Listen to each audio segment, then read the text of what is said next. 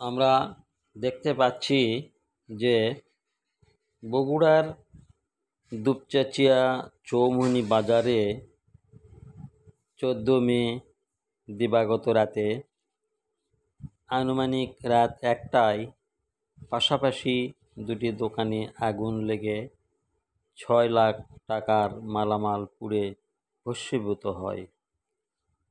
মুদি দোকানি আয়ুব আলীর স্ত্রী হাসিনা বেগম বলেন, আমি প্রথমে জানতে পাই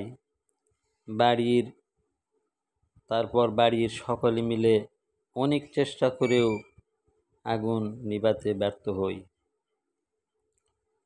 আমার দোকানের 2 লাখ টাকার মালামাল সহ ফ্রিজ পুড়ে ভস্মীভূত হয়ে যায়।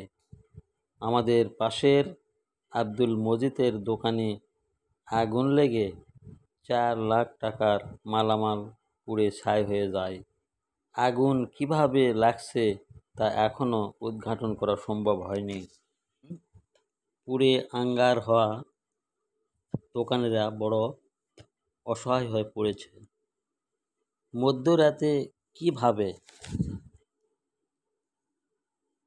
আগুন লাগলো এ ব্যাপারে সন্দিহান রয়েছে হাসিনা বেগমের। তিনি বলেন, শত্রুতাবশত কেউ এ জঘন্য কাজ করছে, অবশ্যই তা খতিয়ে দেখা হবে।